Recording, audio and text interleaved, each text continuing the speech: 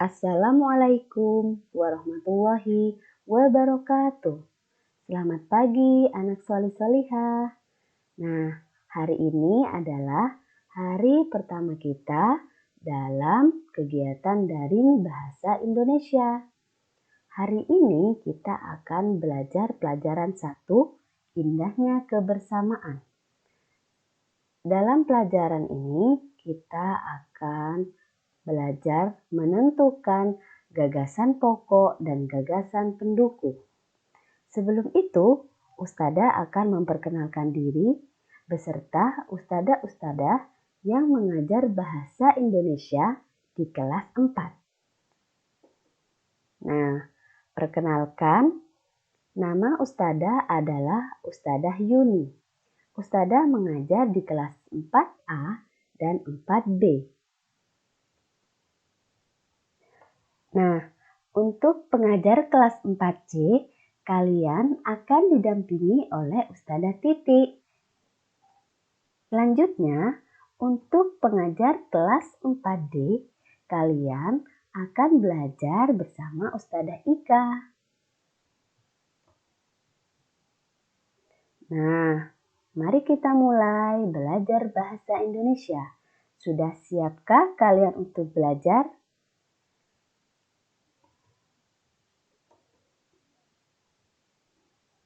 Materi kita hari ini adalah gagasan pokok dan gagasan pendukung. Sebelum kalian menentukan gagasan pokok dan gagasan pendukung, kalian perlu mencari kalimat utamanya. Kalimat utama adalah suatu kalimat yang menjadi inti dasar dari paragraf. Kalimat utama terletak di awal, bisa di tengah, atau juga bisa di akhir paragraf. Cara menentukan kalimat utama, yang pertama, kalian baca paragraf mulai dari kalimat pertama hingga terakhir. Yang kedua, jika di kalimat terakhir ada kata penghubung jadi, maka dengan demikian, oleh karena itu, oleh sebab itu, nah maka kalimat utamanya ada di kalimat terakhir.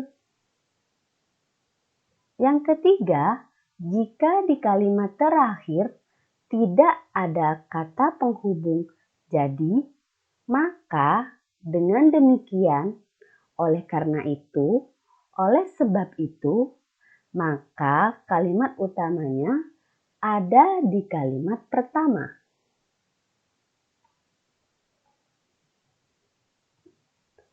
Nah, kembali pada pembahasan yang pertama, apa itu gagasan pokok? Gagasan pokok suatu paragraf adalah gagasan yang menjadi dasar pengembangan sebuah paragraf.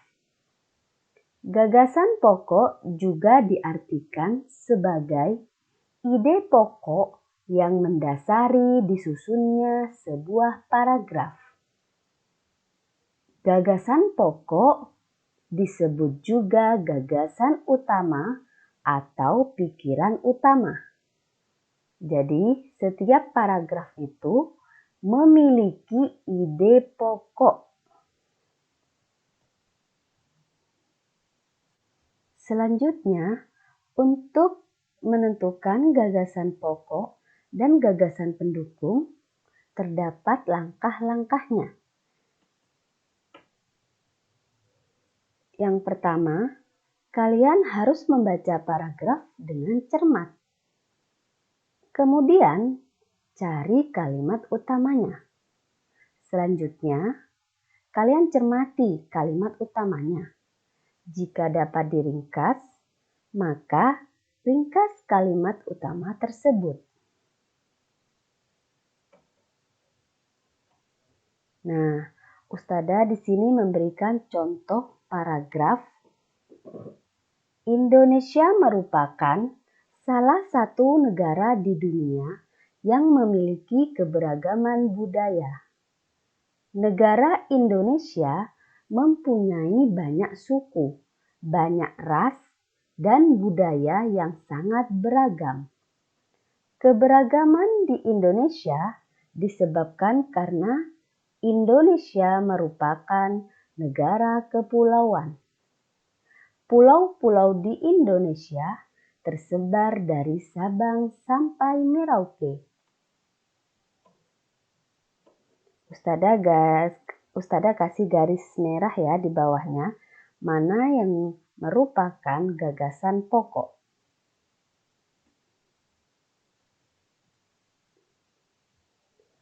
Pada paragraf ini yang ditandai dengan garis bawah berwarna merah merupakan gagasan pokok dari paragraf itu, yaitu Indonesia memiliki keberagaman budaya.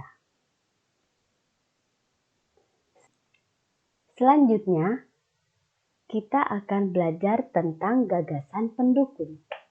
Apa itu gagasan pendukung?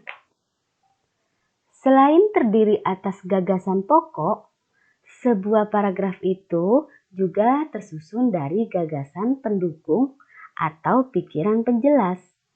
Jadi, gagasan pendukung adalah kalimat yang berfungsi menjelaskan gagasan pokok. Nah, gagasan pokok itu biasanya diwakili oleh kalimat utama yang letaknya tadi di mana yo? Ya, letaknya bisa di awal, di tengah, atau di akhir paragraf. Nah, perhatikan ya contohnya. Nah, manakah gagasan pendukung dari paragraf berikut? Ustadzah mengambil contoh sama seperti yang tadi. Yang ditandai dengan garis bawah berwarna merah merupakan gagasan pokok suatu paragraf. Indonesia memiliki keberagaman budaya. Itu adalah gagasan pokoknya. Nah, selanjutnya yang digaris bawah oleh warna kuning merupakan gagasan pendukung. Yang pertama, negara Indonesia memiliki keberagaman suku, ras, dan budaya. Pada paragraf ini terdapat kalimat negara Indonesia mempunyai banyak suku, banyak ras, dan budaya yang sangat beragam. Maka kalian bisa ringkas menggunakan Indonesia memiliki keberagaman suku, ras, dan budaya.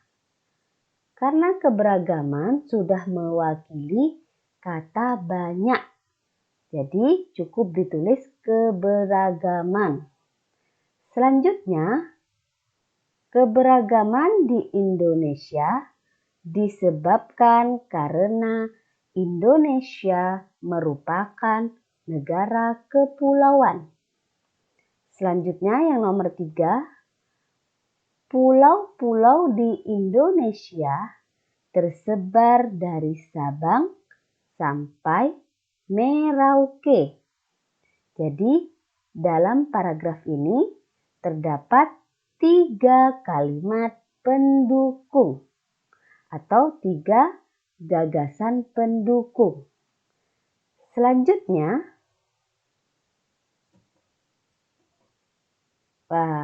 walaupun belajar dari rumah, kalian harus tetap semangat ya belajarnya. Terima kasih. Semoga apa yang kita pelajari hari ini bisa bermanfaat untuk kalian semua. Amin.